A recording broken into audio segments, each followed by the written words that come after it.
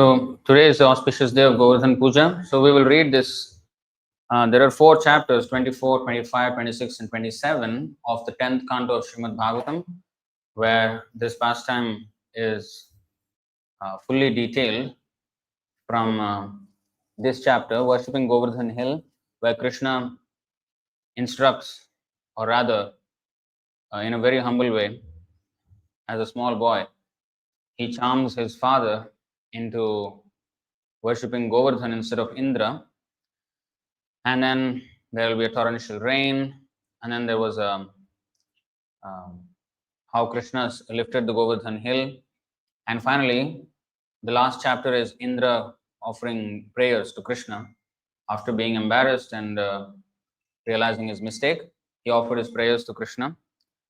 So these are the 4 chapters, but we don't have time to go through everything, but we will go through this chapter particularly.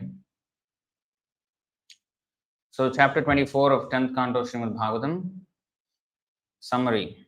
In this chapter, Lord Sri Krishna crushes the pride of Indra by prohibiting a sacrifice intended for him and initiating a substitute sacrifice in worship of Govardhan hill. When Sri Krishna saw the cowherd men busily preparing for a sacrifice to Indra, he inquired about it from their king. Hey, I don't want this disturbance. I don't want any disturbance. It's very distracting and it's very irritating. When Sri Krishna saw the cowherd men busily preparing for a sacrifice to Indra, he inquired about it from their king Nanda. Nanda explained that the rain given by Indra enables all living entities to maintain their lives, and that this sacrifice would therefore be executed to satisfy him. Krishna responded, "It is because of karma alone that living entities take their birth in a certain body, experience varieties of happiness and suffering in that body, and then give it up as the karma pertaining to it runs out.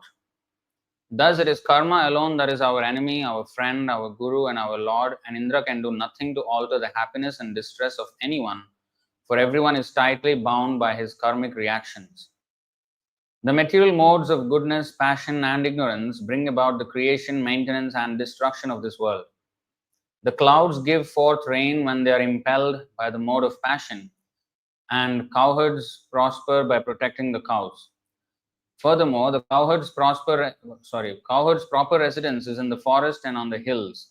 Therefore, you should offer worship to the cows, the brahmanas, and Govardhan hill." After Krishna spoke thus, he arranged for the cowherd men to worship Govardhan with the paraphernalia collected for the sacrifice to Indra. He then assumed a huge, unprecedented transcendental form and devoured all the food and other offerings presented to Govardhan. As he did so, he proclaimed to the cowherd community that although they had worshipped Indra for so long, he had never appeared in person, whereas Govardhan himself had now manifested before their eyes and eaten their offerings of foodstuffs. Therefore, they should all now offer obeisances to Govardhan hill. Then Lord Krishna joined the cowherds in offering obeisances to his own newly assumed form. So this is a summary of this chapter. So it's a very important, I think probably we can just go through the summary and a little bit of detail. So the important point here is Indra who controls the rain, and the inhabitants of Vrindavan wanted to worship him for showing their gratitude, because all the harvest depends on rains. Annad bhavanti bhutani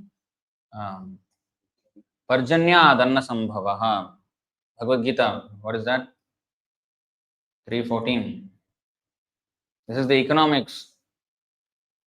The simple economic solution is Annad bhavanti bhutani parjanyad anna sambhavaha yajñād bhavati parjanyo yajñah karma samudbhava.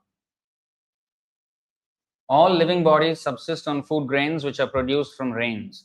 The rains are produced by performance of yajna, sacrifice, and yajna is one of prescribed duties. Now, the most evident part of this verse is until here. But rains produced by sacrifice, performance of sacrifice, is a bit hard to imagine, right?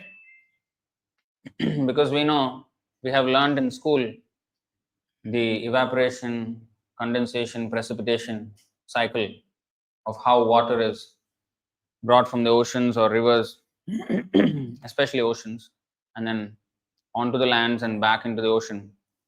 That whole water cycle we have learned. Now, how to understand that this looks like, some kind of faith-based understanding and not really the scientific understanding. But both happen.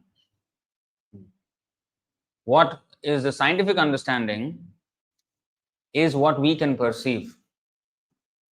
What is beyond that, the subtle causes of everything, we do not see. So it is undeniable that there is evaporation of water by the sunlight, and in fact there is a verse in the Bhakti Rasamrita Sindhu that alludes to this example. In fact, the analogy is given there that when Krishna was learning from Sandipani Muni, his guru, when Krishna went to Gurukul, he doesn't need to learn anything because he's God himself. Why does he need to go to school? But he did go and he learned from Sandipani Muni. So the example there, the analogy there that was given in Bhakti Rasamrita Sindhu by Rupa Goswami is that just like the water from the ocean is evaporated and then formed into clouds and then onto the mountains, into the rivers and back into the ocean. So the knowledge that is coming from the ocean of knowledge, which is Krishna, is now appearing as if it is coming through the cloud of Sandipani Muni and down back to the ocean of knowledge, which is Krishna. So Krishna is the source of all knowledge, Aham Sarvasya Prabhava. But here he is as a student receiving the knowledge. What is all this?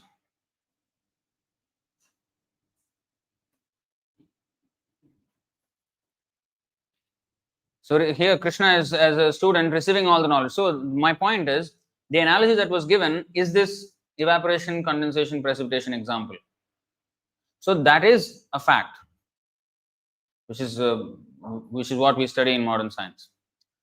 But the problem with modern science is they do not know more subtle aspects of the governance of the universe.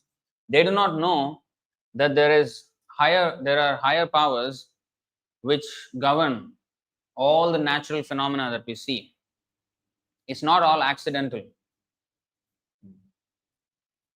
They are having this meteorological department for weather forecasting. But the best way to forecast the weather is to do yajna. To have, sometimes there is drought, sometimes there is flood. Ativrishti, anavrishti. So, ativrishti means over rainfall, too much rainfall, or anavrishti means very less or no rainfall at all. Extremes. So such extremes are because it's not by chance. It is by the reaction. It's because of the reaction of our activities.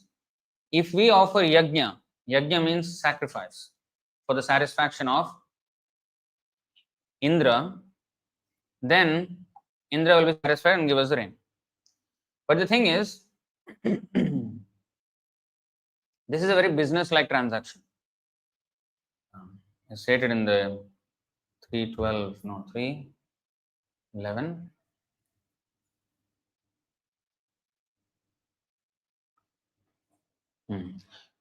Devan bhavayatanena te deva bhavayantu vah parasparam bhavayantah shreyah paramavapsyatha.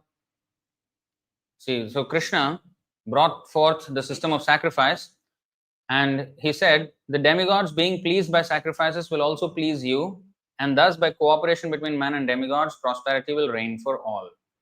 So the Devata, many Devata pujas are there for many reasons. And if we do these things, then we can have prosperity, is what Krishna is saying.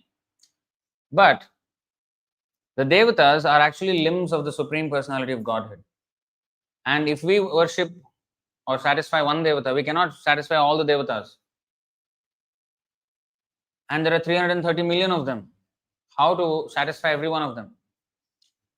But the shortcut and the most effective way is to satisfy Krishna, the root of all the devatas. And that is the principle being taught here in this Govardhan Leela. यथातरोर्मूल निषेचनेन तृप्यन्ति तत्स्कन्धभुजोपशाखाः प्राणोपहाराच्चयतेन्द्रियाणां तथैव सर्वार्हणमच्युतेज्या. As pouring water on the root of a tree energizes the trunk, branches, twigs, and everything else, and as supplying food to the stomach enlivens the senses and limbs of the body, simply worshipping the Supreme Personality of Godhead through devotional service automatically satisfies the demigods who are parts of that Supreme Personality. There is double advantage to worshipping Krishna. One thing is that if we worship the devatas without worshipping Krishna, I mean, of course, we have to officially acknowledge Krishna as the source of all devatas, even when we are doing devata worship. But that is not really devotion, just official worship of Krishna. So if we do that, then yanti deva vrata devan pitrin yanti pitra vrataha bhutani yanti bhutejya yanti madhyajinopi mam. So you see, those who worship the demigods will take birth among the demigods. Those who worship the ancestors go to the ancestors. Those who worship ghosts and spirits will take birth among such beings. And those who worship me will live with me. And antavattu phalam tesham. No, not this. 723. Antavattu phalam tesham tadbhavati alpa medhasam. Devan devayajo yanti madbhakta yanti mamapi. Remember this word alpa medhasam. Medhasam means intelligence. Alpa means very little. Those who don't have much intelligence, very little intelligence. Antavattu phalam tesham. Men of small intelligence worship the demigods. And their fruits are limited and temporary. Those who worship the demigods go to the planets of the demigods, and my devotees ultimately reach my supreme planet. So here, what is happening? We are getting temporary benefit by worshipping them. And with Krishna, we get eternal benefit, because once we go to his planet, what is that? Yadgatva na nivartante tadhama paramam mama. Once we go to Krishna's abode, there is no returning back to the cycle of birth and death. But if we go to the demigods' planets, we will again come back. So that's one temporary benefit. And the other thing is, where actually our original relationship is with Krishna, is not with the devatas. We are Krishna's part and parcel. Mamaivamso jivaloke jivabhuta sanatana. So by worshipping the demigods, what we are essentially doing is bribing them for something in return. But if we satisfy Krishna, Krishna will protect personally his devotees. Whereas for the non-devotees, he maintains them through his agency of Maya and his sub-agencies like Indra and Surya and Chandra and all that. But for devotees, he personally takes care of them. And that is what he said here. Ananyaschintayanto mam ye janaha paryupasate tesham nityabhiyuktanam yogakshemam vahamyaham. But those who always worship me with exclusive devotion, meditating on my transcendental form, to them I carry what they lack and I preserve what they have. So this is what Krishna does. And our eternal relation is with Krishna. Jiver Swarup hoy Krishner Nitya Das. Mamaivamsu jivaloke jivabhuta sanatana. You see, mana shashthani indriyani prakriti sthani karsha. All our troubles, karshati, is struggle. Karshati, prakriti sthani. Situated in this material world, we are suffering, struggling. And that is because we have forgotten Krishna. Instead of bribing someone else to solve our temporary problem, if we revive our relationship with Krishna once and for all, in one stroke, we will solve all problems. The living entities in this conditioned world are my eternal fragmental parts. Due to conditioned life, they are struggling very hard with the six senses, which include the mind. So this is what Krishna was teaching in the in that exercise of Govardhana-pūjā, how he was beseeching his father to. In fact, he offered very nice arguments. He even said that why do you worship Indra? He is pouring rain on the ocean also, which has no use for rains. And why are you?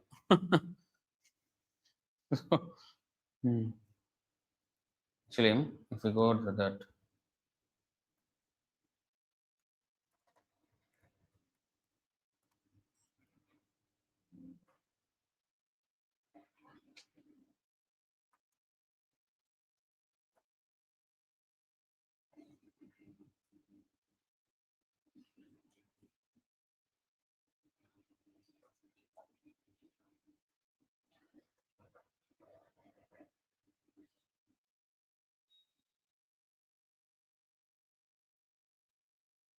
Oh.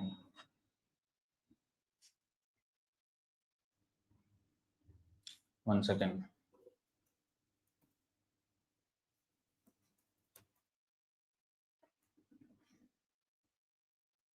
Translations. Oh, so small. How to do this? Cannot go, huh? Too small, right? Cannot see, I think. So never mind, we will go to the chapter itself. So here,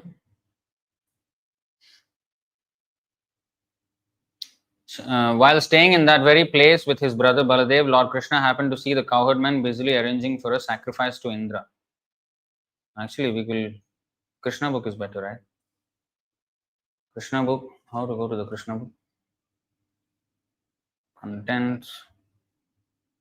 There, the whole thing is as a story.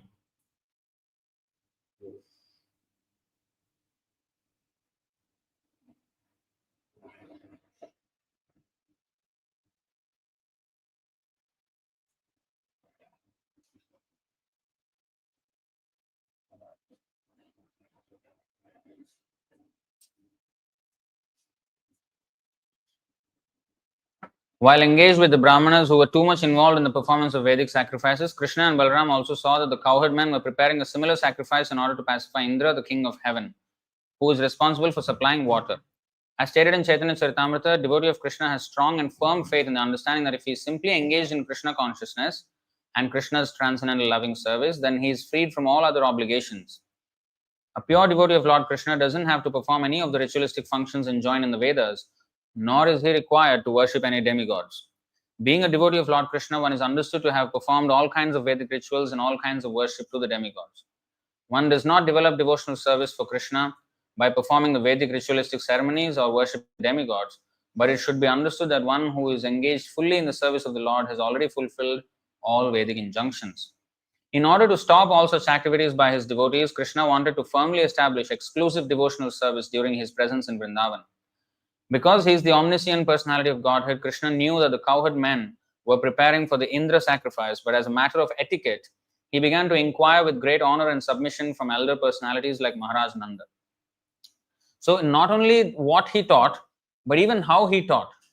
You see, in the case of Krishna speaking to Arjuna on the battlefield, he first of all spoke like a friend. And when Arjuna surrendered, that's when he assumed the role of the guru with authority. But here he was just a kid. He was a child. But still he had to instruct his father. So he took the humble route.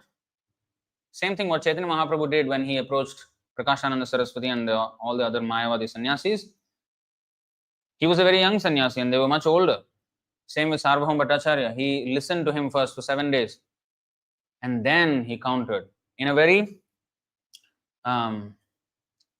humble manner, questioning him, but questioning the veracity of the conclusions without hurting the ego, you know.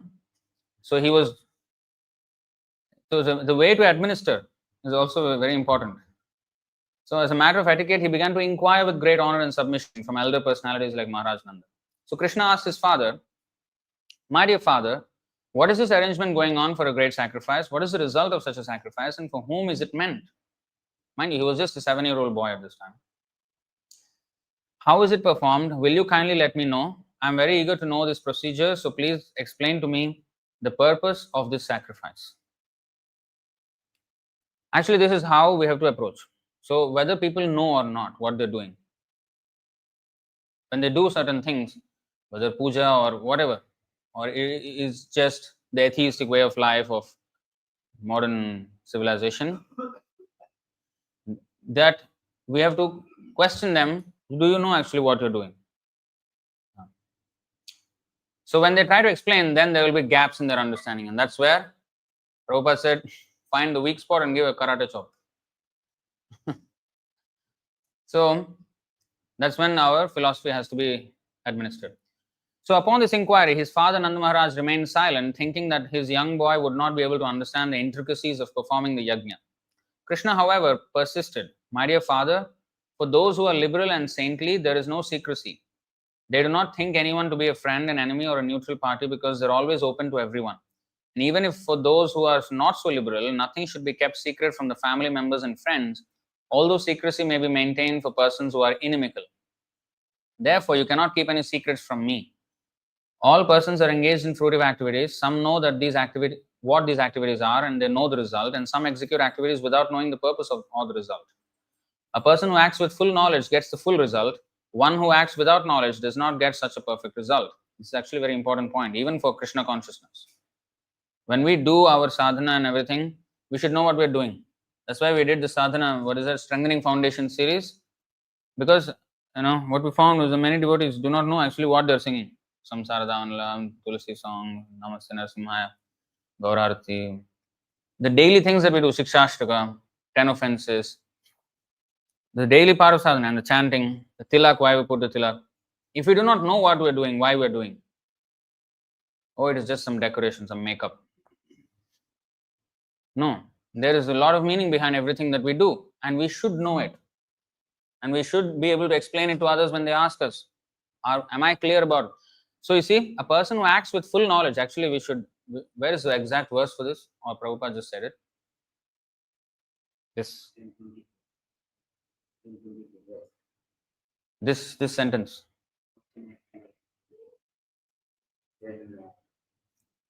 Because it's a very important thing. Person who acts with full knowledge gets a full result. One who acts without knowledge does not get such a perfect result. And it is evident when we see the behavior of devotees who do understand what they're doing, and versus those who do not understand what they're doing. They're just doing as a matter of routine, but without any understanding or involvement. The advancement, the presence, we have to be mentally present when we're doing it, right? And then it will reflect on our behavior, on our thinking, on our everything. That is what it is meant to do. The reason why we sing all the songs is to actually ingrain in our head, remind ourselves every single day of all the purports of that, those songs, which are very practically applicable, very relevant to our lives. Therefore, please let me know the purpose of the sacrifice you are going to perform. Is it according to Vedic injunction, or is it simply a popular ceremony? This chapter is very useful, very instructive, especially for modern Hindus. Are we? Okay, we will just go there and we'll see the verse. ज्ञात्वा ज्ञात्वा च कर्माणि जनोयम अनुतिष्ठति विदुषः कर्म सिद्धिः स्याद् यथा नाविदुषो भवेत्. When people in this world perform activities, sometimes they understand what they're doing and sometimes they don't. Those who know what they're doing achieve success in their work, whereas ignorant people do not. Tatra tavat kriya yogo bhavatam kim vicharitah athava laukikas-tanme prichatah sadhubhanyatam. Such being the case, this ritualistic endeavor of yours should be clearly explained to me. Is it a ceremony based on scriptural injunction or simply a custom of ordinary society? So the 1024.6 is that statement. So you see, very important. It's a very important point. So, going back. Yeah. Or is this simply a popular ceremony? So Hindus, especially in today, they do many things just because it's popular. Just because tradition, my grandfather did it, my great grandfather did it, and everybody is doing, my neighbor is doing, so I should also do. What is the meaning? We ask Deepavali, what is the meaning of Deepavali? Many people do not. 1 month we were there distributing books. We were asking people, what is Deepavali? Do you know? You are shopping big time. So many bags we cannot even carry. And what do you know about Deepavali? Don't know. Like that. What is that? Huh? So this kind of celebration without knowing anything what they're doing is useless. Government and the business enterprises, they want such ceremonies because you will shop, there will be business there. Whether you understand or not, who cares? So we should not be like that. Kindly let me know in detail about the sacrifice, Krishna is saying. On hearing this inquiry from Krishna, Maharaj Nanda replied, my dear boy, this ceremonial performance is more or less traditional. Because rainfall is due to the mercy of King Indra and the clouds are his representatives, and because water is so important for our living, we must show some gratitude to the controller of this rainfall, Maharaj Indra.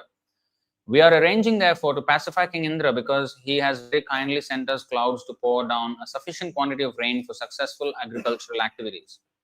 Water is very important. Without rainfall, we cannot farm or produce grain, and without grain, we cannot live. Therefore, rain is necessary for successful religious ceremonies, economic development, and ultimately liberation. So we should not give up this traditional ceremonial function. If one gives it up, being influenced by lust, greed, or fear, then it does not look very good for him. After hearing this, Krishna, the Supreme Personality of Godhead, in the presence of his father and all the elder cowherd men of Vrindavan, spoke in such a way as to make the heavenly king Indra very angry.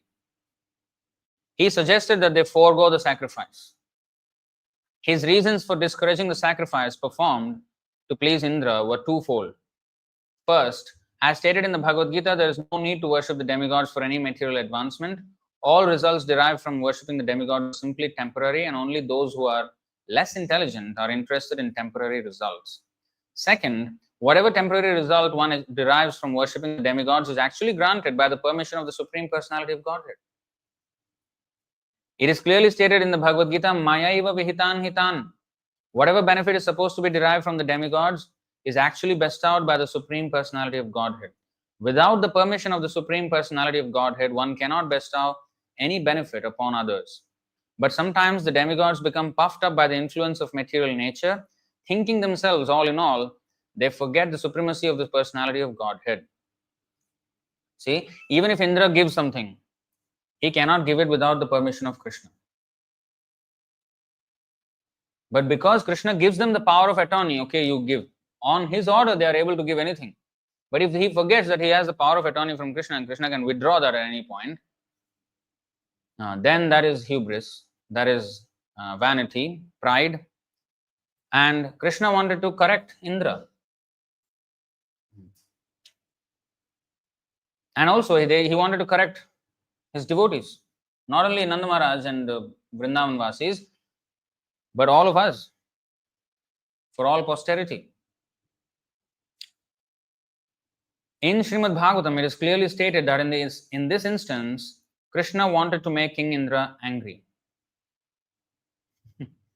Krishna's advent was especially meant for the annihilation of the demons and protection of the devotees. King Indra was certainly a devotee, not a demon, but because he was puffed up, Krishna wanted to teach him a lesson. So this is also protection. Krishna was actually protecting Indra from pride, because pride goes before fall. So he wanted to save him from from downfall. So he did this. He first made Indra angry by stopping the Indra-pūjā, which had been arranged by the cowherd men in Vrindavan. See, in one action he is doing so many things. Protecting Indra, protecting the Vrindavan Vasis, and teaching all of us. With this purpose in mind, Krishna began to talk as if he were an atheist supporting the philosophy of karma mimamsa. Advocates of this philosophy do not accept the supreme authority of the personality of Godhead. They put forward the argument that if anyone works nicely, the result is sure to come. Their opinion is that even if there is a God who gives man the result of his fruitive activities, there is no need to worship him, because unless man works, he cannot bestow any good result. Unless man works, he, that means God, cannot bestow any good result. So ultimately, God is dependent on our work. So our work is the most important. They say that instead of worshipping a demigod or God, people should give attention to their own duties, and thus the good result will surely come. Lord Krishna began to speak to his father according to these principles of the karma mimamsa philosophy. Why would Krishna even do that? Why would he speak atheistic philosophy? So, to separate what is actually fact and what is not. The arguments of the atheists are right when it is Kaitava dharma. Kaitava dharma means cheating religion. Cheating religion is when we adhere to religious principles in order to get something in return for a materialistic motive, not out of devotion. Devotion means, Krishna, I don't want anything. You know what to do. I am just here to serve you. Like Haridas Thakur, when Chaitanya Mahaprabhu was anxious that, so many people are not taking to Krishna consciousness and they're committing horribly sinful acts, I have presented all this philosophy and I have sent acharyas, I have come myself, yet still they're not surrendering. So he was very anxious. So Haridas Thakur said, no, don't be anxious. We will preach. So the devotee, he preaches on behalf of the Supreme Lord and tries to relieve the anxiety of the Lord. That is devotion. To relieve Krishna of his anxiety for us. A father is anxious to see his child suffering. He gives him the solution, but still if the child does not want to take, the father is very anxious because the child is suffering. So Krishna is anxious for us. He personally is very happy, unlimitedly happy for himself. But when he sees us suffering, he does become anxious to relieve us. And to relieve Krishna's anxiety is what a devotee thinks. But we are now trying to use Krishna to relieve our anxiety. We go to God and say, please solve this problem for me. I have this problem. Please solve it. Do something. So we are not interested in Krishna. We are interested in our own sense gratification in this world. And because there is some obstacle, and we ask Krishna to remove that obstacle so that I can continue my sense gratification. My focus is on the sense gratification, not on Krishna. So that's not devotion. So when that is called Kaitava dharma, in the name of religion, I'm actually not interested in God. I'm interested in my own gratification. So that's cheating religion. And when we do that, we will be cheated. When we try to cheat God, like Hiranyakashipu, God is the best cheater. He can cheat us. So this is what happened during Second World War. Prabhupada explained this. In Germany, so the women were left behind. Practically all men were on the battlefield the way Hitler ran his operations. So all the men were on the battlefield. And they were somebody's father, brother, husband, son. So the women were there at home. And they went to the church and pleading, God, please get our men back. It was war, and Hitler was fighting to the death, and nobody returned. They all became atheists. What is this? There's no point. There's no point worshipping God because there's nobody hearing our prayers. There's no one there to hear our prayers. We might as well just become atheists. So when we worship God for something in return, and when we are not, when we don't want to do what we are supposed to do, we want to be entitled to the result without doing anything to deserve it. There's a Russian philosopher, Leo Tolstoy. He said, as long as there are slaughterhouses, there will be battlefields. So if I eat meat every day,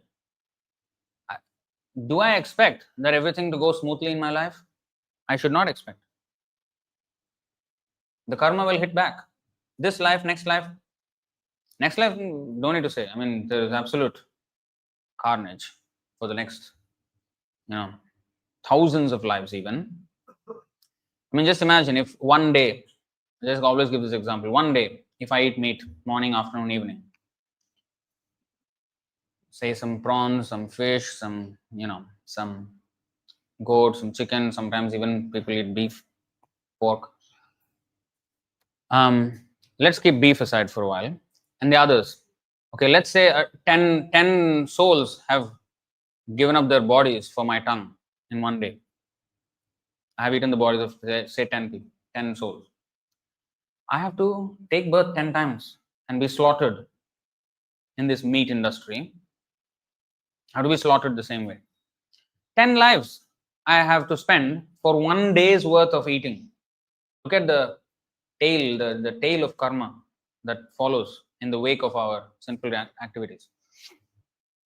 And if it beef, it is said that as many hairs as there on the body of the cow that was killed, that many thousands of years I have to stay in hell. If there was one hair on the body of the cow, 1,000 years in hell. There are millions of hairs on the body of the cow. You calculate. Go on calculating, do your maths. So just imagine how much we have to suffer just for one day's worth of sin. And we are living how many years in this life? That's why sometimes natural calamities come to shorten our lifespan. Now, when you just go, get out. You don't deserve this. And I don't want you to suffer, you get out.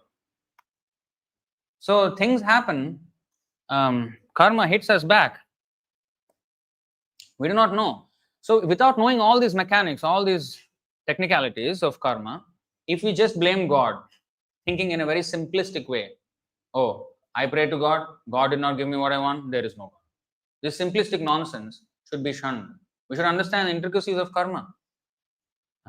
So without knowing the system he laid out for us, simply blaming him does not work. I cannot blame the judge for sentencing me to 20 years or 30 years in prison because the judge was partial, he was cruel. No. I did the nonsense. I got it. That's it.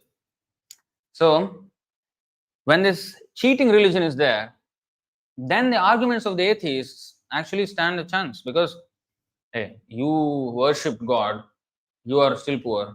I did not worship, I am rich. There is no causation here. You worshipping or not worshipping does not matter. That's your own personal mental therapy, you are doing whatever. But without worshipping, I am getting money. So again, the karma is not understood either by the atheist nor by the so-called theist who is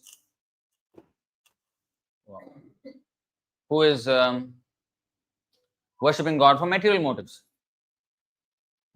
So that's why he went on one extreme. Krishna went on one extreme, atheistic philosophy now, to prove one side of the points, and then he brought the other side. So he instructed according to the principles of karma mimamsa philosophy. My dear father, he said, I don't think you need to worship any demigod for the successful performance of your agricultural activities. Every living being is born according to his past karma and leaves this life simply taking the result of his present karma. Everyone is born in different types of species of life according to his past activities, and he gets his next birth according to the activities of this life. Different grades of material happiness and distress, comforts and disadvantages of life are different results of different kinds of activities from either the past or present life. Maharaj Nanda and the other elder members argued that without satisfying the predominating God, one cannot derive any good results simply by material activities. This is actually the fact. For example, it is sometimes found that in spite of first-class medical help and treatment by a first-class physician, a diseased person dies. It is concluded, therefore, that first-class medical treatment or the attempts of a first-class physician are not in themselves the cause for curing a patient. There must be the hand of the Supreme Personality of Godhead. Similarly, a fathers and mothers taking care of their children is not the cause of the children's comfort. Sometimes it is found that in spite of all care by the parents, the children go bad or succumb to death. Therefore, material causes are not sufficient for results. There must be the sanction of the Supreme Personality of Godhead. Nanda Maharaj therefore advocated that in order to get good results for agricultural activities, They must satisfy Indra, the superintending deity of the rain supply. Lord Krishna nullified this argument, saying that the demigods give results only to persons who have executed their prescribed duties. The demigods cannot give any good results to the persons who do not execute, who has not executed the prescribed duties. Therefore, demigods are dependent on the execution of duties and are not absolute in awarding good results to anyone. So why should one care about them? My dear father, Lord Krishna said, there is no need to worship the demigod Indra. Everyone has to achieve the result of his own work. We can actually see that one becomes busy according to the natural tendency of his work. And according to that natural tendency, all living entities, whether human beings or demigods, achieve their respective results. All living entities achieve higher or lower bodies and create enemies, friends, or neutral parties only because of their different kinds of work. One should be careful to discharge duties according to his natural instinct and not divert attention to the worship of various demigods. The demigods will be satisfied by proper execution of all duties, so there is no need to worship them. Let us rather perform our prescribed duties very nicely. Actually, one cannot be happy without executing his proper prescribed duty. One who does not, therefore, properly discharge his prescribed duties is compared to an unchaste wife. The proper prescribed duty of the Brahmanas is the study of the Vedas. The proper duty of the royal order of the Kshatriyas is engagement in protecting the citizens. The proper duty of the Vaishya community is agriculture, trade, and protection of the cows. And the proper duty of the Shudras is service to the higher classes, namely the Brahmanas, Kshatriyas, and Vaishyas. We belong to the Vaishya community, and our proper duty is to farm, trade agricultural produce, and protect cows, or to take to banking. So in this way he was presenting. And all are valid arguments, right? So, this kind of debate we should have in order to find out what is the actual truth of the matter. We should not accept anything blindly. What is happening here back and forth between Krishna and Nanda Maharaj is the philosophical rigor with which we should approach these books. We should not doubt what Krishna is saying, but we should question. In order to deepen our understanding, out of curiosity, not to challenge. The attempt here in the questioning is to refine our understanding and not to prove ourselves right. Because we are very imperfect, we cannot understand what is what. So we should not be too proud of our intellectual capacity and try to challenge the words of Bhagavad Gita when Krishna is saying something, and Bhagavatam where Krishna is saying something. So instead, the other extreme is whatever Krishna is saying, yes. Did you understand? No. That kind of understanding, that kind of acceptance is also useless.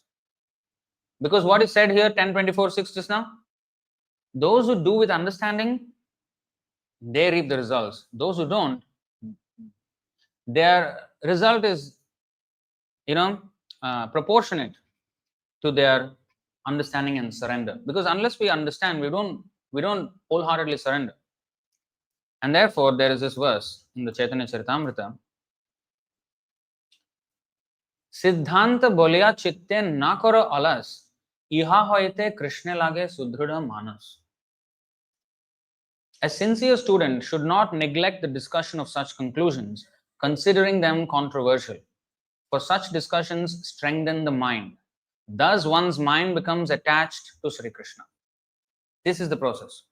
This is why we should have discussions back and forth, questioning, so that to refine our understanding. Where is the gap in my understanding? Why am I not fully able to accept what is being said? Because I have some apprehensions about it or misapprehensions about it. So I should clarify those. Are they justified? If they are not, obviously they are not, because whatever Krishna says is right. But then why am I not able to accept it? So this is my argument, this is my thinking, and I should put forward, and in a submissive way. Not like, oh, then why is this like that? Why is it like, not like that. But, no, okay, you're saying this, but I would think that it's like this. Why should I accept this conclusion and not this? So out of curiosity, out of the desire to learn and not to challenge and simply prove oneself right and prove the other party wrong, that is not beneficial for the student. So Krishna identified himself. So that's why this whole back and forth between Nanda and Krishna is very much instructive for us. How we should have this conversation inside of ourselves, this back and forth. And when we're unable to solve something, we should ask devotees. I always see those people, those devotees who ask such pertinent questions are the ones who are, that's a sign of seriousness. That's a sign of seriousness in understanding the subject matter. If they are reading and reading and reading, there's no questions. Even Sarvabhauma Bhattacharya, when he was speaking to Chaitanya Mahaprabhu, he was explaining, for 7 days he was explaining the whole Vedas, Vedanta Sutra, in his Mayavadi interpretation. Chaitanya Mahaprabhu just sat down and listened without a single word. Sarvabhauma Bhattacharya did not understand whether Chaitanya Mahaprabhu was a good student or whether Sarvabhauma Bhattacharya's explanation was so good that there are no more questions, or Chaitanya Mahaprabhu was so foolish that he is not even thinking anything. So he could not ascertain what was going on. Either my explanation was so good that there's no questions at all, or you are so dull that there's nothing going in here. It's just going way past your head or going from one ear and out the other. So at the end of 7 days, he asked Chaitanya Mahaprabhu, are you understanding what I'm saying? Or like you have not nodded your head, you're not shaking your head, you're not like, you do not have this pose like you're thinking or what, nothing. Like you're just with a blank face, with a deadpan expression, we're just sitting there. I don't know what is happening. Like, are you here or you're mentally with me or where are you? What is going on? So then Chaitanya Mahaprabhu opened up. See, even if Chaitanya Mahaprabhu gave some expression, if he nodded, that would be attesting or ratifying the Mayavadi interpretation of Sarvabhauma Bhattacharya, which he did not want to do. He did not want to approve of the Mayavadi interpretation. But if he shook his head, he would have hurt the ego of Sarvabhauma Bhattacharya. And if he argued, all the same. And if he questioned, I had a questioning expression, then Sarvabhauma Bhattacharya would not have vomited everything that he had in his mind, his understanding. So he wanted to hear the full understanding of Sarvabhauma Bhattacharya. And then he would address it one by one. So his behavior was perfect. Of course, for us, he said, Mayavad Bhashya Sunile Hoy Sarvanash. So he did not want us to hear Mayavad Bhashya. Because they are very good at word jugglery and they can very easily attract with their charismatic presentations. And a naive audience would be, influenced by such talk. And therefore, he did not want us to listen to their interpretations. But he was not such a fool and he could counter. And we should know how to counter. So when we hear Mayavad philosophy from Prabhupada, and when he counters it again, that's proper because we are protected by Prabhupada in his explanation. Same thing what Krishna is doing here. He is offering an atheistic argument that you don't need to worship anybody, you just have to do your thing and everything will work out by itself. But Krishna is doing it.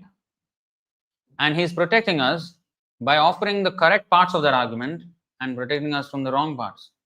And Nanda Maharaj also was not a fool. He was not just like blindly following something. He was also offering valid arguments there.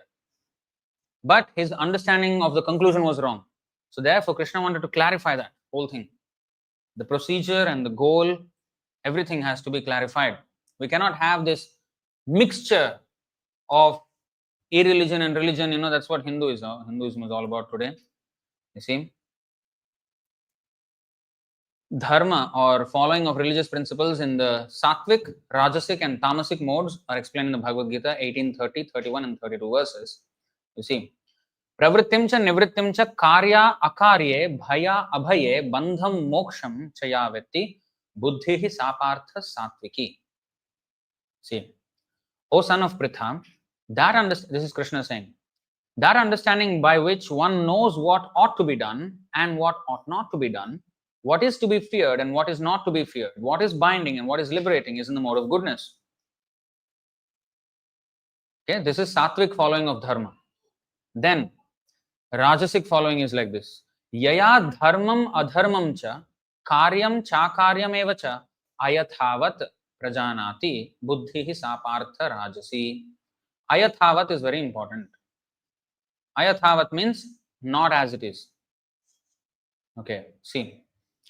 That understanding which cannot distinguish between religion and irreligion, between action that should be done and action that should not be done, is in the mode of passion. So when one is not sattvic, when one is rajasic, then this is the problem. We do not know what is religion and what is not religion. Who is to be worshipped and who is not to be worshipped. We do not know.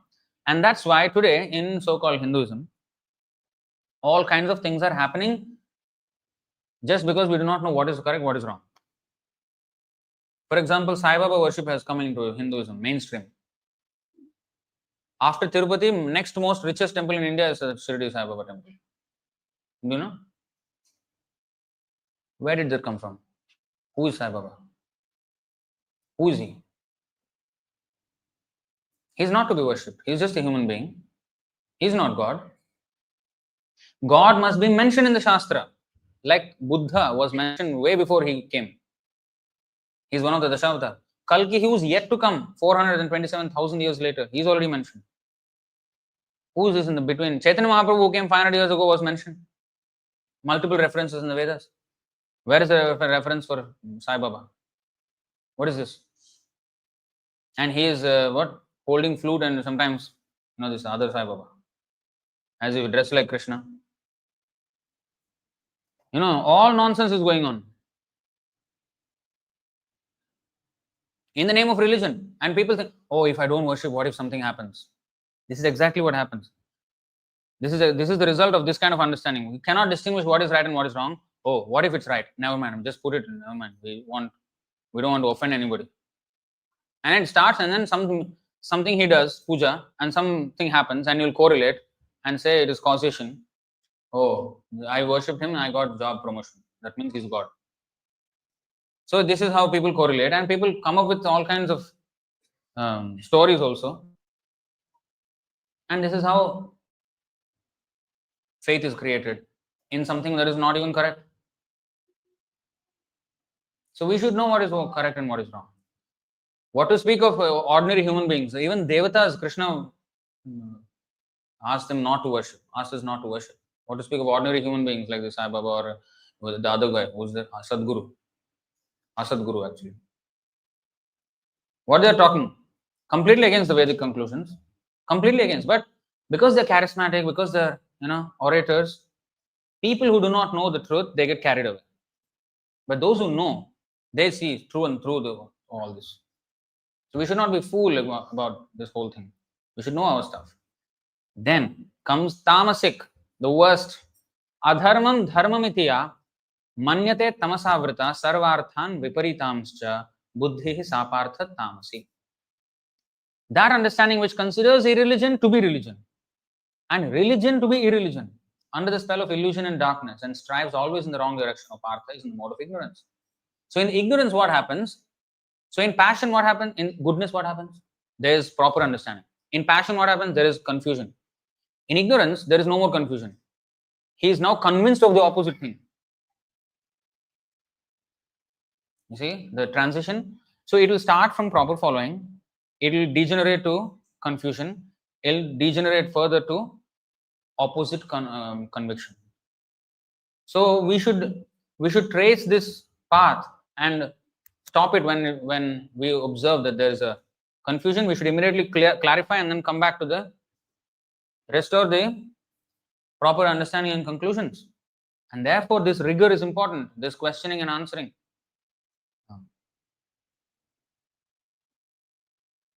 So Krishna identified himself with the Vaishya community because Nanda Maharaj was protecting many cows and Krishna was taking care of them.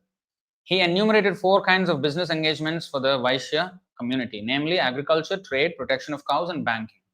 Although the Vaishyas can take to any of these occupations, the men of Vrindavan were engaged primarily in the protection of cows. If you see Krishna and Balaram, although they took birth in Kshatriya families, immediately after birth they went to Vaishya community. You may think, why did the Brahmana is the highest position in society, why they came to Kshatriya and then went to Vaishya and then came back to Kshatriya. You know the reason why? Because Krishna wants to serve the Brahmanas. He wants to serve his own devotees. So he took an inferior role to the Brahmanas so that he can serve them. And he is teaching vital lessons on the duties of Kshatriyas and Vaishyas. If you see, Krishna has the flute. So with the flute, he used to blow and he used to invite all the cows. And like that, he used to herd the cows. And Balaram, he had the plow. So it's called Haladhara. Haladhara, he is the holder of the wielder of the plow. Because with plowing, we do agriculture, till the land and do agriculture. So, cow protection, Krishna, the flute represents cow protection and the plow represents agriculture, which is the key activities that sustain the entire human society. The Vaishyas, by their activities, sustain the entire human society by cow protection and agriculture. That's why there is this verse, Namo Brahmanya Devaya, Go Brahmana Hitaya Cha, Jagad Hitaya Krishnaya, Govindaya Namo Nama. What is that? Namo Brahmanya Devaya means what? Two meanings, Brahmanya Devaya. Who is worshipped by the Brahmanas, who is the Lord of the Brahmanas, and who takes Brahmanas as his Lord. So the Brahmanas, they worship Krishna, and Krishna worships the Brahmanas, especially the devotees and the ones who preach his message. Brahmana is actually supposed to preach Krishna's message. So those who do it, Krishna worships them. Brahmanya Deva, that's why he took birth in Kshatriya and went to Vaishya community. Go Brahmana Hitaya Cha. He is the well-wisher of cows and Brahmanas. You may think, why? He should be, he should be Jagad Hitaya. He should be, well-wisher of the entire world and universe. Why he is only well-wisher of cows and Brahmanas? Because if they are taken care of, the whole universe will be taken care of. And when I say Brahmana Hitayacha means, when the Brahmanas are taken care of, means not simply a guy who doesn't know anything and then simply come and eating Brahman Bhojan. Not that kind of Brahman. Brahmanas who are actually qualified Brahmanas, who know. What is a qualified Brahmana? Shatkarma Nipuna Vipro. Vipra means Brahmana. He should be expert in the 6 activities. First thing, Brahma Janati ti Brahmana. He should know the spiritual subject matter. I think. So he should know the spiritual subject matter. You can give him prasadam. And he should then Pathan, Yajan, Dana, Pratigraha. 6 activities. Shatkarma, Nipuna, Vipraha. What is that? He should study Vedic literature and understand it properly, apply it in his life, and Pathan, he should teach that to others.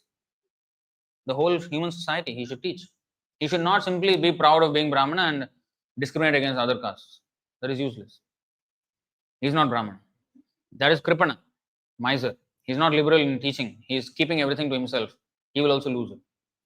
Then, Yajan, he performs sacrifices for his own purification. And in our context, Japa, when we chant Hare Krishna for our own purification. And then Kirtan, Yajan means to perform sacrifices for everybody's benefit. And that is Kirtan. Kirtan means congregational chanting of Krishna's holy names. And also this speaking about Krishna's philosophy. Yajan. Dana Pratigraha. He should accept donations. He should not work for others as an employee. He should accept only donations. And whatever comes, that's it. And that too, even if it comes more than necessary, then he should give back to the society what is excess in the form of, beneficial information and, for example, printing of books, distribution of prasadam, construction of temples so that people can come and congregate and learn the science and learn how to become a devotee of Krishna. So, this is what needs to be done. That's how he has to give dana. Not that he has extra money, he should give extra money to everybody. No. He should transform that money into beneficial products and services for the people. What are that? Books, temples, and all this organizing of festivals, so that more people can come and serve the Lord. When we have Rath Yatra and Janmashtami, it's not that we want to eat nicely and therefore we are collecting donations, doing some festival and eating. No. When there is festival, then more and more people come and serve the Lord by offering monetary contributions, by offering their time, by offering their talent or whatever. So we have more and more people. If there is no festival, everybody is doing their own routine things, right? But if there is a festival, like you all have come, today is a weekday, but you all have come. So it is an opportunity to hear about Krishna, to serve Krishna, So this is beneficial. So festivals have to be conducted. And even corporate events, they have events, special events, like a speaking tour or something like some events they will have.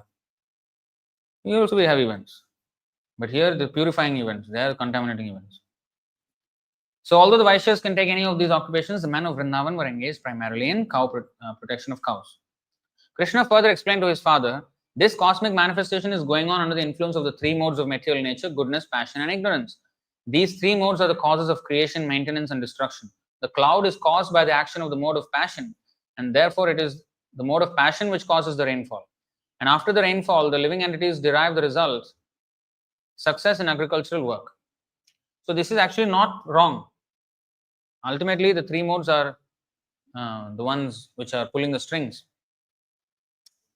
The devatas are only instruments. What then has Indra to do with this affair? Even if you do not please Indra, what can he do? Now he is openly challenging. Even if you do not please Indra, what can he do? We do not derive any special benefit from Indra. Even if he is there, he pours water on the ocean also, where there is no need of water. So he is pouring water on the ocean or on the land. It does not depend on our worshipping him. Like the fish and the whales are not worshipping Indra Puja. But they are getting the rain also. Although there is no need, the water is there.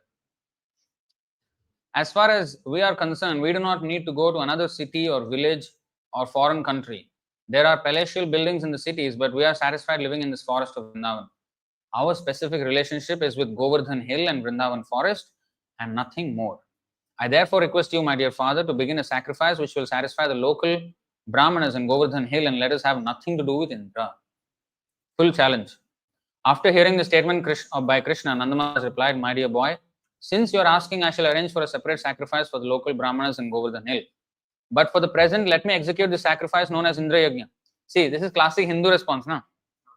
Yeah, okay, beta, I'll do. But first, let me to finish this. You stop your nonsense. Just to keep the child quiet.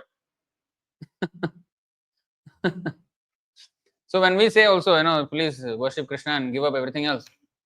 We made a book, right? Why worship only Krishna? And because of this. So, okay, Krishna also, but this is also. Navratri, Durga Puja is also there. Then Shivratri, Shiva Puja is also there. Everything. And this also, that also. Indra came up with the same argument. But Krishna replied, my dear father, don't delay. The sacrifice you propose for Govardhan and the local Brahmanas will take much time.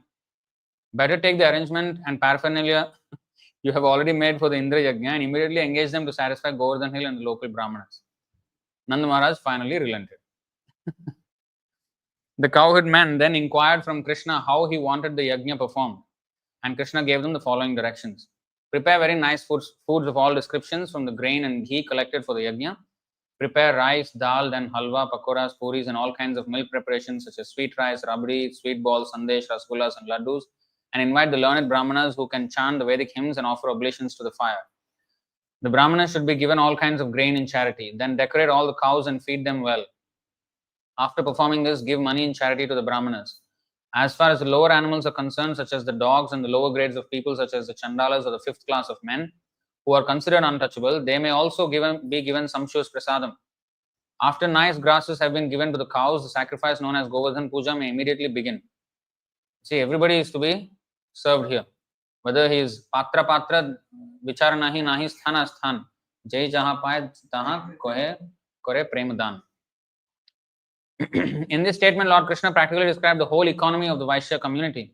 In all communities in human society, including the Brahmanas, Kshatriyas, Vaishyas, Shudras, Chandalas, etc., and in the animal kingdom, including the cows, dogs, goats, etc., Everyone has his part to play.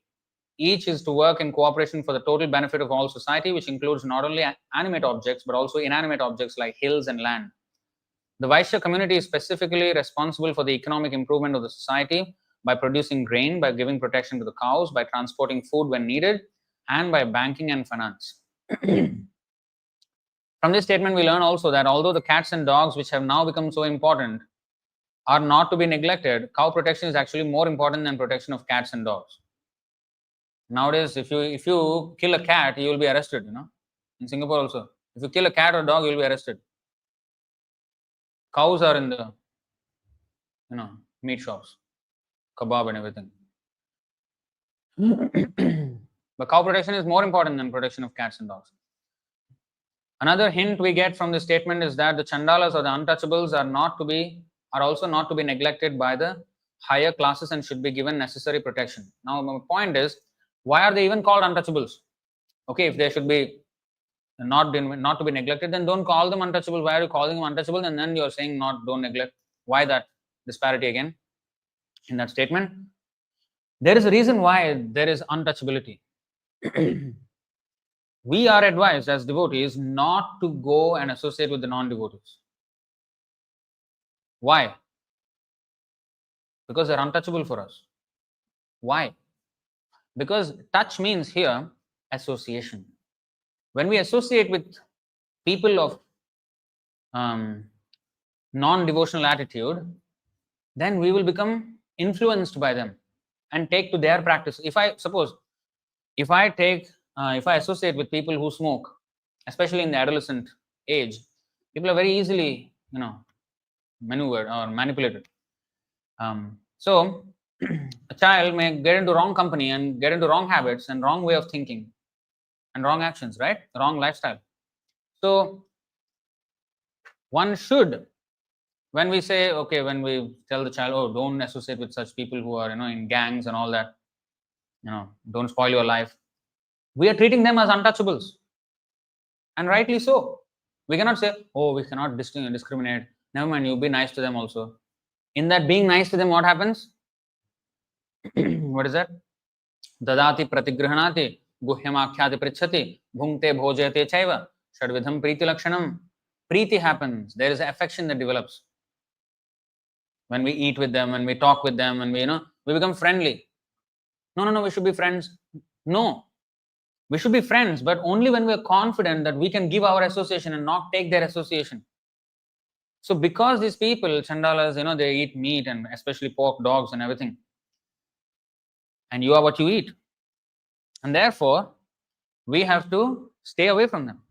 So the civilization which follows the Vedic system of Varnashram Dharma, Brahmana, Kshatriya, Vaishya, Shudra, they are there following that in order for Haritoshanam. And the Antyaja, the fifth class people, the Naradham, the lowest among mankind, are those who are not interested in this. Chandalas are by definition not interested in following the Varnashram system. So if that means they are against Haritoshanam, and therefore we have to reject their association. But we should give our association to them whenever possible. We should not take their association. That's why here, although they are untouchable, that we should not closely associate with them, but we should give them the benefit of Krishna consciousness, Krishna prasadam, Krishna katha. That should be given to them. We should give our association and not take their association. For that, we have to be very strong. Unless we are very strong, we won't be able to do that. So that's why it is called untouchable, and yet there should be beneficiaries of this sacrifice. Everyone is important, but some are directly responsible for the advancement of human society and some are only indirectly responsible. However, when Krishna consciousness is there, then everyone's total benefit is taken care of. The sacrifice known as Govardhana-pūjā is observed in the Krishna consciousness movement. Lord Chaitanya has recommended that since Krishna is worshipable, so his land Vrindavan and Govardhan hill is also worshipable. Aradhyo Bhagavan Vrajesha Tanayas Tadhama Vrindavanam. That is one of the Chaitanya Mahaprabhu's matamidam. This is his philosophy. Krishna is as worshipable as his land. Non-different. That's why Radha Kunda is as dear to Krishna as Radha herself. We have read that in the morning today. in the Upadeshamrita. So, to confirm this statement, Lord Krishna said that Govardhana-pūjā is as good as worship of him. From that day, Govardhana-pūjā has been going on and is known as Annakut. In all the temples of Vrindavan or outside of Vrindavan, huge quantities of food are prepared in the ceremony and very sumptuously distributed to the general population. Sometimes the food is thrown to the crowds and they enjoy collecting it off the ground. From this, we can understand that prasadam offered to Krishna never becomes polluted or contaminated, even if it is thrown on the ground. The people therefore collect and eat it with great satisfaction. The Supreme Personality of Godhead Krishna thus advises the cowherd men to stop the Indra Yajna and begin the Govardhana-pūjā in order to chastise Indra, who was very much puffed up at being the supreme controller of the heavenly planets.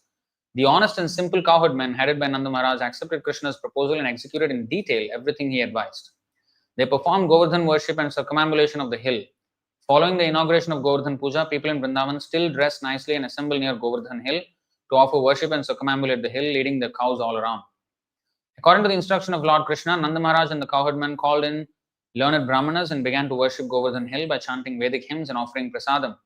The inhabitants of Vrindavan assembled together, decorated the cows and gave them grass. Keeping the cows in front, they began to circumambulate Govardhan hill. The gopis dressed themselves very beautifully and sat in bull-driven carts, chanting the glories of Krishna's pastimes. The Brahmanas assembled there to act as priests for Govardhana-pūjā, offered their blessings to the cowherd men and their wives, the gopis. When everything was complete, Krishna assumed a great transcendental form and declared to the inhabitants of Vrindavan that he was himself Govardhan hill, in order to convince the devotees that Govardhan hill and Krishna himself are identical. Then Krishna began to eat all the food offered there. The identity of Krishna and Govardhan hill is still honored, and great devotees take rocks from Govardhan hill and worship them exactly as they worship the deity of Krishna in the temples.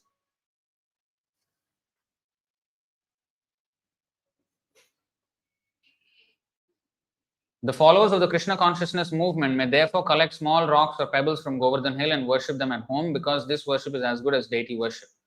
The form of Krishna who began to eat the offerings was separately constituted, and Krishna himself, along with the other inhabitants of Vrindavan, offered obeisances to the deity as well as Govardhan hill. In offering obeisances to the huge form of Krishna and Govardhan hill, Krishna declared, "Just see how Govardhan hill has assumed this huge form and is favoring us by accepting all the offerings." Krishna also declared at that meeting, "One who neglects the worship of Govardhana-pūjā as I am personally conducting it will not be happy. There are many snakes on Govardhan hill, and persons neglecting the prescribed duty of Govardhana-pūjā will be bitten by these snakes and killed. In order to assure the good fortune of the cows and themselves, all people of Vrindavan near Govardhan must worship the hill as prescribed by me." Thus, performing the Govardhana-pūjā sacrifice, all the inhabitants of Vrindavan followed the instructions of Krishna, the son of Vasudeva, and afterwards they returned to their respective homes. Thus ends the Bhaktivedanta purport of the 24th chapter of Krishna, worshipping Govardhan hill. So the other three chapters, 25, 26, 27, you go and read from the Krishna book. It is very important that we read these 4 chapters. We don't have time now, already very late. This point where Krishna is Govardhan hill, and in that Govardhanashtakam we have seen that Haridasa Varya is the topmost of Krishna's servants. So which is true? Both. It's like this: servitor and servant. Served and servitor. Sevya Bhagavan and Sevak Bhagavan. So Balaram is Krishna himself, but is also the servant of Krishna in every single way. So he is Krishna's servant and he is non-different from Krishna at the same time. And that's why he is also called Ananta and Shesha. Ananta means he is unlimited in his service to Krishna, and his Shesha means he has reached the end of all service because he serves the Lord completely. And Govardhan, being the land of Krishna, is non-different from Balaram, because Balaram expands as the cloth of Krishna, the flute of Krishna, everything. All the paraphernalia of Krishna is the expansion of Balaram, and even the land of Krishna, everything. So in that way, Govardhan is Krishna himself and Krishna's servant as well. So I would like to stop here. Any questions or comments on this topic? Yeah. Usually we do not give governance in that scholarship.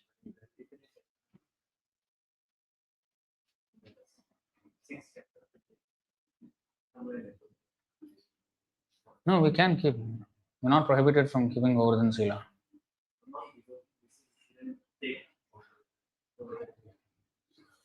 Usually it's given, or sometimes again taken. Many devotees worship Govardhan Shila, and many temples also, even in ISKCON, they have Govardhan Shila as well.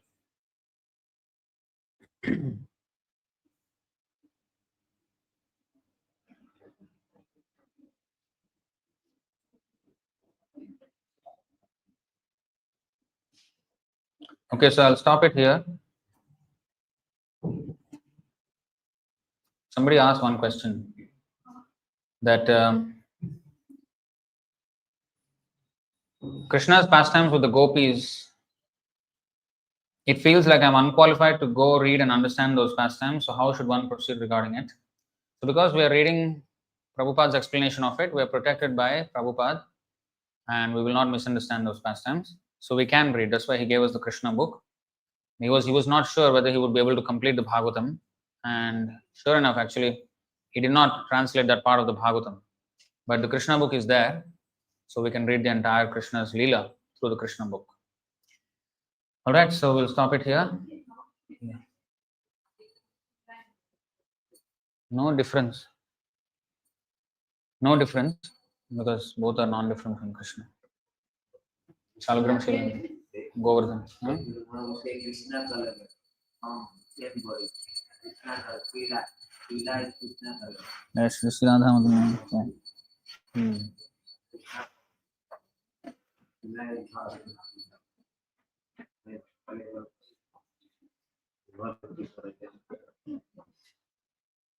So Govardhan Shila and Shalagram Shila are not different because different incarnations of God also appear different ways, but all non-different. You have to know the source only. You have to know the source where it came from. So alright, I'll stop it here. Granthra Srimad Bhagavatam ki jai. Govardhan-pūjā Mahamahotsav ki jai. Shri Shri Radha Giridhari ki jai. Jai Gaur Premanandi.